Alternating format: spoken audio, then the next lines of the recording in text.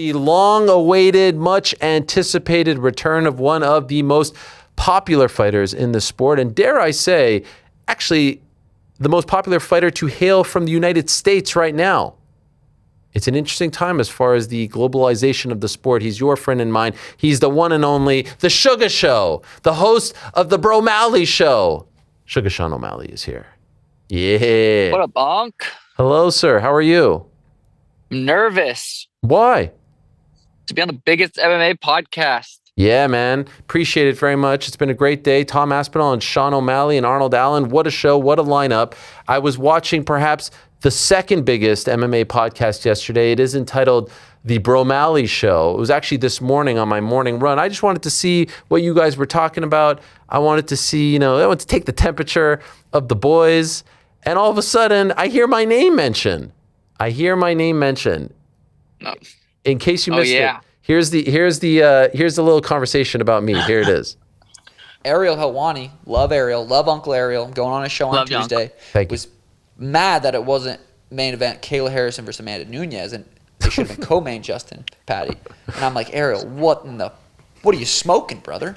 What are you smoking? The UFC is a goddamn business. The first fight, too, of Paramount. And they are not going to put Amanda Nunes versus Kayla Harrison. It's a big fight, women's history. Yes, I get it. We want to watch Patty versus Gaethje at the end of the card. We don't want to watch Amanda. They're co-main. I like that. I should be opening up the pay-per-view. I should be ending the prelims. But I think the cards, it is where it is, and I think that's okay. I disagree with the last point about you on the prelims, and I definitely disagree with the first point as well. This is an undisputed title fight, Sean, between a two-time Olympic gold medalist, a former PFL champion, and the current reigning defending women's bantamweight champion going up against the GOAT. How could you say, the returning GOAT, how could you say that should be below a Fugazi interim title fight?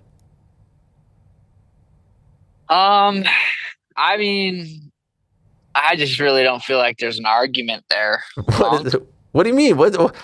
There's Gaethje versus Patty. Okay, If you had only watched one of those fights, and you ask America, you ask the world, you only get to watch one. Yeah. January 24th, you only get to watch one. Who do you guys want to watch? Be honest. Who do you think they pick? Easiest decision. At least I can only answer for myself. Easy, no brainer, no questions asked. It's Kayla versus Amanda. This is a generational fight. It's one of the greatest fights in MMA history. Two-time Olympic gold. Come on. I respect your love for the sport, Ariel. I really do. I really, really do. Here's my problem. Why can't it be the co-main? It's an interim title fight that's not for a real belt, and the number one contender isn't involved, and the champion obviously isn't involved. Why can't it be 5 rounds interim title fight below? Don't you think that it's a slap in the face to the champ and it's spitting in the face of the belt? Like, don't you think that the belt has to be at the end? The undisputed belt has to be the crescendo of the card? I'd be curious what those girls say. And I don't know if they already, talked about it or not, but I'd be curious what their opinions on that would be. Well, clearly you missed yesterday's Ariel Helwani show because we did have Kayla Harrison on. Yeah, I know you were traveling. What'd she say? She was like, Ariel, shut the F up, control the controllables, I don't care. That's what she said. So credit to her. That's fair. Yeah. Yeah, that's yeah. I mean, if she really thought she should be the main event, I feel like she would have probably said that. Yeah, I mean, what's in it for her though, right? Why would you bring that up? We get a fight earlier. I love the 6 p.m. instead of 7 p.m. Yeah, how about that, huh? Love that. I love that. And I'm third fight. I'm fucking fighting early. I like that. That's cool. How did we end up with Song? I asked for Amen. I was like, can I just give me something a little, let's just do something, a little something easier. But Song Yadong, they're like, nah, we want you to fight Song. I was like, all right, I guess I'll fight Song. You feel like Sahabi is easier? Easier is not. Sorry about these jets. I own an Air Force base pretty close by to my house. No problem. I didn't actually hear them. Jets taking off. Oh, okay. Well, that's good because I got my AirPod in. You probably hear it now. No. Nothing. Oh, anyway. No, an old joke. That was supposed to be a funny little joke. Eamon's, I think, excellent. He's an excellent fighter. If I looked at him in Song, and I don't think no one's easy. There's, you get knocked, no one's easy. But I did ask for Eamon. I was like, that one seems a little easier. I've always took Uncle Chael's philosophy on fighting. Fight the easiest guy for the most amount of money. I'm making the same amount of money fighting any of these guys. who in my opinion would be the easiest. Sure. And I don't want to say easiest. I don't even like that word. Who's the most beatable? I don't know if there's a different word for it. Better but I thought matchup Avid was up that there. you think? You think it's a better matchup? Yeah. Song. I do like the Song matchup.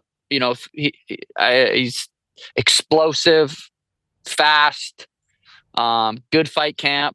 Got a lot of experience. He's young. He's hungry. It's gonna be a great win. It's a big fight. So I'm happy with where we're at. By the way, were you into the Amen idea before he called you out, or as a result of him calling you out? No, I saw him fight Aldo. That was the first time. I didn't even know I didn't know who he was. Not in a like haha way, but I didn't even know. Sure. He was in the UFC. Didn't know who he was. And I saw him fight Aldo. Like, damn, that was a sick fight. Good performance. Gutted it out. Beat a legend. And then I was in a poker tournament when he was fought Cheeto, but I would look up every once in a while, and it looked like a close fight. I heard it was a super controversial. Just didn't have the time to go back and watch it. Been super busy, so I didn't have the time to go back and watch it. But I'll take his word for it. Close fight. He got the job done. He called me out, and I was like, shit, sure, I guess. I've been ready to fight November, December. I've been ready to go. So I just been waiting. What took so long? I think they wanted me on this Paramount card. You know, Okay. I'm not main eventing or co-main eventing, but I bring something to the table, I guess. And they wanted me on the Paramount card. Open it up, baby. Let's roll. Hell yeah. What about the fact that I was mentioning first time in about 3 years, 15-minute fight, 3-round fight? Do you like that? Does that matter? Yeah, it matters. I'm excited. Just more so for the fight camp itself. Mm-hmm. You know, the 5 rounds, or especially the Merab camps, they were long. They were very long camps. So yeah, I'm excited. 15 minutes. It's still going to be, high pace, still going to be, hard. 15 minutes, still a long time to fight. So, taking it as serious as I possibly can, and I'll be and ready to go. But definitely mentally, 15 minutes is a lot freer and less stress to build up for a 15-minute fight. By the way, they announced this last week, so it's about 2 months out. Do you hit the ground running, or have you known for a while that this was going to be your date? I kind of, when I was asking for fights, and they're like, no, December. They kind of told me about a month ago. It's looking probably like January. So I've been, in pre-camp, getting the body ready to go. So we're in fight camp right now. We're in camp. Hit a little mountain run this morning. Felt great and excited. Doing some movement, right? Getting the body ready. Yeah. We have this guy Cameron Shane down here who's like a movement expert. Kind of like playing touch butt in the park, kind of like that kind of stuff. But it's been really nice. Every morning for an hour, we meet out in my warehouse. He's been staying on the property in his van with his wife. We meet in the warehouse and we just wake the body up with some movement. It's a very simple concept, but it goes a long way. These last few years, my body just has felt broke down. Just been feeling like just hard to get through a week of good hard training, and so I'm really, this movement I feel like is really gonna help, and it has been helping already. I've already noticed some differences in the the movement in my spine and the range of motion in my joints, and I'm feeling better, noticeably better, and I'm excited, and I feel like this is going to add years to my career. I really want to fight till the fucking wheels fall off. I don't want to get out too early. I don't want to get out too late, but I do want to push it and fight for a while, and I can only do that if the body holds up, and so I feel like this is going to be a great addition to the team. Ito Portal-esque. Yes. You know that guy, Ito Portal? He was the Connor's movement coach. Yes, exactly. It is very similar stuff to that. Yes. One thing about your mentality that I was wondering about, at a young age, you climbed the mountain, you won the belt, and obviously you're not the champion now, but I wonder if there's like a monkey off your back. Allegedly. I wonder though, like, you don't have to worry about the chase. You already accomplished what everyone dreams of accomplishing. And I wonder if there's a monkey off your back as a result of that. Now you could just have fun. You can look for fun fights you can do it. Or is the belt still item number one? Do you desire that the most, and is that what the motivation is? You know what? I can't really decide that. I've thought about it multiple times, and I never really. It's like the belt being the champ is great. I do feel like there's some freedom. Like I did that. There's a sense of relief. Just like, okay, I accomplished that. What's next? It's like winning the belt again. Sounds fun. Sounds exciting. Merab's obviously there at the top. We're 1-1, so a trilogy makes sense. Peter goes out there and wins. It's like the rematch with Peter's a big fight. And, I want big fights, but, if the title's on the line, that just adds more to it. But also 3 rounds. I could be a 3-round champ. Like maybe if Merab wins, like he's the 5-round champ, I'm the 3-round champ. That sounds sick to me. I might just do that. Be the 3-round bantamweight UFC champion of the world. You probably don't think about these things, but I really do think that you're the most popular American fighter right now. Yeah, I know. I heard you say that in a little introduction. I was like, ooh. Right? Is that true? Might be. There's no American-born male champion right now. There's only one American female champion, Kayla Harrison. And there's not a lot of guys in the pipeline as far as like soon-to-be superstar and number 1 contender. You're that guy. I'm that guy, Ariel. As far as active. John Jones is there, but I don't view him as an active fighter. Fair. Yeah, I guess I didn't really think about that. I just feel like I feel like we're obviously not just getting started, but we are a lot closer to just getting started than we are towards the end. So I feel like you're only as good as your last performance. Last performance didn't go so well. I go out there and put on a really, really fun, exciting fight, a finish over Song. I'm back at being that guy. I'm one of the top 3 of the UFC right now. Not quite there. Kind of, he goes, it fluctuates. This is how these careers go. Right now, I'm, a little bit, 2-fight losing streak, 1.5, depends on how you count that first fight. Sure. Next fight, I go out there, have an exciting fight. These fans, they're as good as your last fight. So I go out there and put on a beautiful performance. I'm him again. Yeah. I dare I say you're still him. The wins and losses don't define you. I do wonder, though, why did you give the belt that you won when you beat Aljamain Sterling to Steve Will Do It? Why would you do that? Steve is a great human being. He means well. I know he's a little all over the place, and I hope he's doing good right now. He got me a lot of stuff when I first met him, and I wanted to give him something meaningful, and what better? That was the most meaningful thing I could have gave him. So I'm hoping it's not in a closet somewhere, and it's propped up in a beautiful location, and or in a pawn shop or something, right? Could be in a pawn shop, very well could be, but I don't think so. I think he, I don't know, man. Do you regret it? No, I mean, if he enjoys it, if he looks at it, he sees it once in a while and gets some inspiration from it, some motivation from it, then it's where it needs to be. I would regret it if it is on eBay. Okay. We disagree about Kayla being the co-main, but it seems like we agree on maybe like the announcement lacking a little panache, right? I saw you talking about that. It needed a little flair, right? Like, what's going on? There's been a lot of talk lately, and I've been talking about it as well. I feel like it's a little uninspired right now. The promos, the marketing, I feel like we need a little bit more. What do you think?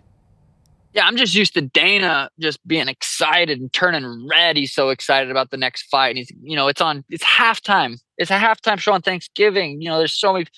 But what I feel like is it was supposed to be Patty Elia. It was supposed to be Elia Justin. Elia was supposed to fight.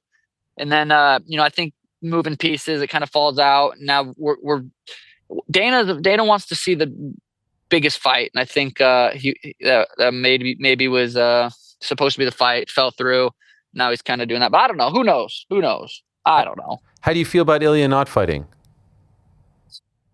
I don't blame him at all. If he's going through, that kind of stuff, divorce and relationship stuff, it's you gotta figure out that stuff, personal stuff, before you get in the fight camp. Your mind needs to be ready, focused, sharp.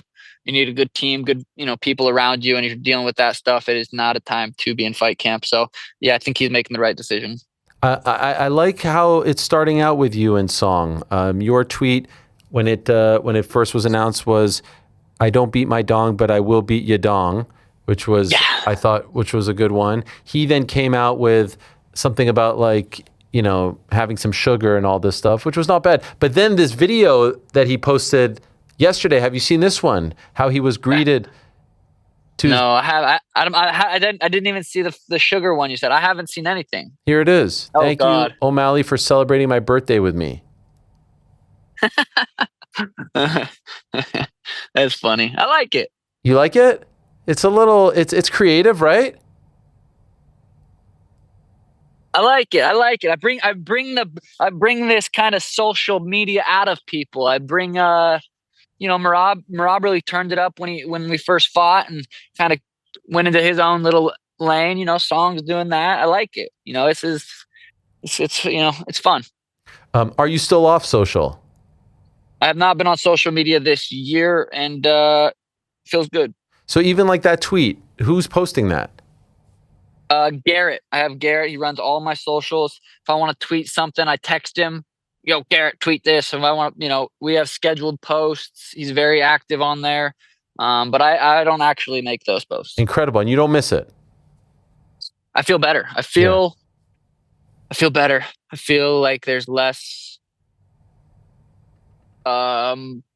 noise, pointless noise in my head. I feel like I'm less Sugar the character in my day-to-day interactions. I feel more free. I feel noticeably better. Any other big changes? Like you've talked about, staying off the weed and stuff, the social media, the phone, all that. Any other big changes since the Merab fight? No, I actually have been smoking my marijuana again, and God damn it, I missed it. I hit my vaporizer once, twice a night, little puff, and it just feels good. Feels good. But other than that, no, I'm just off socials. Pickleball, the Pickle Dojo. Okay, open. Yesterday, as of yesterday. As of yesterday, the Pickle Dojo, we opened up 4 pickleball courts right next to the gym. Literally, the walls separating the Pickle Dojo from the dojo. And really been enjoying pickleball. Tim and I opened it up together. It's like this 80s kind of theme. Look at it. Look at this right here. Look at this. This is incredible. Beautiful. It is beautiful. The Pickle Dojo. Is it true that only 200 members? Well, there's only 4 courts. Yeah, I know, but we can't. Okay. We can't have too many people. I mean, we're just going with the flow, figuring it out. If we have 200 members and there's 4 hours out of the day that are available, it's like, okay, we could add more members, but we want to make sure, if you sign up, you have time to play. So 200 was kind of a number we thought would make sense and kind of go with the flow. Neither of us, we just started playing pickleball 8 months ago. So it's like, we're kind of learning as we go. It's beautiful. Who designed all of this? I think that me and Tim were just kind of bouncing ideas back and forth. I definitely wanted colorful courts. The Pickle Dojo, shout out Chat GPT, with helped us come up with the name, the logo. And, we found some people that did pickleball courts and got in contact and kind of just busted it out. I love it. It's great. Also, you ever play? I've dabbled. My wife's a big tennis fan, so we're a tennis family. She's one of those like elitists who's like, oh, the pickleball is ruining the tennis vibe and the culture. And I think she's getting old enough to where she should probably start thinking about pickleball because the knees are starting to break down. It. Yeah, I don't know. She's a bit of a snob. It's unfortunate. Maybe we could go check it out and get some. What is it? The Red Hawk Cafe. What is the cafe right next? Oh yeah, the Java House. The Java House. Organic quality coffee. Take a little hit of that, and then head over to the Pickle Dojo and get some. Sounds phenomenal. Some dinks in. It'd be incredible. What about you and Jake Paul? Was that fun? What was the experience like being over there in Puerto Rico with him? Yeah, that was super fun. It was short 2-day trip. I went out there originally, just to shoot with W and like some Christmas promo stuff. And the fat suits were interesting. That shit took like 2 hours to put on, and the guy, the team that did it did an incredible job. It's that was cool. That was cool. I can't believe he's fighting Anthony Joshua. I like Jake a lot. I want him to win, and that shit just scares me a little bit, Ariel. I'm not gonna lie. I really do. Do you think he's crazy for doing this? I mean, there's anybody that fights just in general is a little bit crazy, but I think he's a little crazy. But watch him. I mean, watch him go out there and win. Then what? I mean, I don't know. I'm gonna watch. I'm gonna tune in. It's gonna be huge. It's on Netflix. It's a big deal. Big paydays. Big fight. But I rarely watch the TV and just like I'm nervous, but this is gonna be one where I'm nervous. Have you seen how AJ is looking? Not really. Look at this. Look at this. Look at this right here. Let's see. There's no tomorrow. Forget about that part. Look at those abs. Yeah, he's terrifying. That's how I feel like when I get out of the cold plunge sometimes. Yeah, no, I know. I know what you mean. I thought he brought you in maybe because you were around the same size as Tank Davis. I thought you guys actually were sparring. Ariel, come on. What? Enough with the low blows. No, 135. 5'3". No, but he's 5'3". Same weight class. Yeah, but I mean, what? That was funny. You got jokes there. No. I know you set that one up. That was hilarious. You still looking for that one? Tank, I would love to fight Tank. That would be very interesting. I would love to. I'll say box Tank. I would love to box Tank. Fight, it'd be kind of boring. I mean, it'd be fun, but easy. Boxing would be difficult. Zuffa Boxing, have you asked? I'm always saying like, hey, do you guys want to, throw me in there? They don't seem too interested in bringing in UFC guys to do the Zuffa stuff. Right. At least from what from my conversations, but you never know. Like I go out there, beat Song, knock Song out, look good, blah, blah, blah, boxing looking good. Gervonta gets out of jail and says something funny and, things can build up. But, as of now, it's definitely not enough interest. Who do you think wins, Merab or Jan? I mean, the only way I see Jan beating him is Merab's getting confident in his hands. He damn near knocked out Corey Sandhagen, but he's punching more. He did it with Umar too, where he was, kind of throwing some more combos. And he did it with Corey. Peter's someone you got to be careful with, on like keeping your chin up, because he'll capitalize. He's got such good counters. He's fast. He'll sit in the pocket. He'll trade. But Merab's just, he's got, I think his fight IQ is smarter than his regular IQ, and he's got a good fight IQ. So I think he's gonna go. I don't think he's gonna necessarily sit and try to trade with him, but you never know. So ultimately, you're leaning towards Merab unless he kind of falls in love with the striking and gets caught. Yeah, that's pretty much what I'm thinking. I think he's the fighter of the year if he wins this fight. 4 title defenses in a calendar year is kind of crazy, right? How could you not be? I mean, 100% fighter of the year. That's super impressive. It's insane, actually. It's wild. Just the fight camps alone, going through 4, 5 round fight camps alone, let alone the fights. Like, it's very impressive. You think he's making a mistake by coming back so soon? His last fight was in early October. I guess we'll see. He seems like he's not a dude that literally just eats healthy, sleeps good, gets to the gym and warms up, and he doesn't really live by those rules, and it's working out for him. So I don't know if these rules apply by coming back too early. Sure. What do you think about this Peyton Talbot now that he's bounced back? He's fighting Henry. Yeah, super random. I like it though. It was just super random. I just kind of, Henry's retired, came back. I didn't know where he was at, and then he just gets the fight announced. I don't know. I think if Henry's going to accept the fight, book a fight, I feel like Henry's going to show up. He did look pretty good against Song, even though he got eye poked. He looked good in the fight. He didn't look bad, didn't look old. So I think he's gonna show up, and I'm pretty curious how that one plays out. I saw you do a breakdown about the eye pokes and whatnot, and we just had Tom on. What do you think? How do you feel? How do you feel about the eye pokes? What can be done? I don't know, man. I don't know. The gloves thing seems like the only real. Maybe glasses. Maybe we wear goggles. Maybe we start wearing some sick goggles. What about? I haven't thought about that. What about the fact that, like, if you poke someone in the eye, it's an immediate point deduction, and that would stop people from being so loosey goosey with it. You don't think? I don't think so. I don't really think, like, maybe there's some guys that intentionally do it knowing like the repercussions aren't that bad to where, but realistically, you're in a fight, you're doing shit, your hands come out, it happens, like, unfortunately. And it's still going to happen, but if you just take a fight, you got to do something to prevent it happening in general, but I don't know what that is. The breakdowns are great. You're killing it.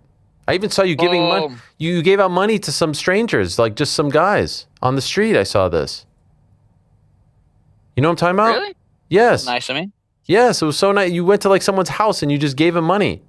Just like that? Oh, those were old. Those were old. That was with. Look at I this. was wondering which one.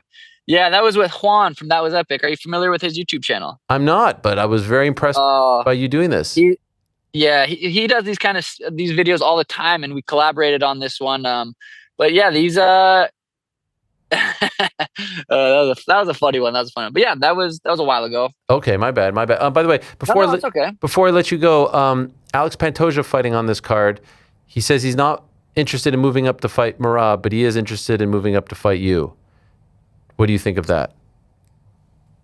He's trying to get it back, Ariel. I'm 1-0 against him. I got the first round liver shot finish. He wants it back. I get it. Yeah, I mean, that's probably smart he doesn't fight Merab. I think that's just a bad matchup for him. But I think I'm not a great matchup for him either, to be honest. But that's what I'm saying. That 3-round champ shit. Maybe I'm getting called out by other champs. It's a real thing. 3-round UFC champion.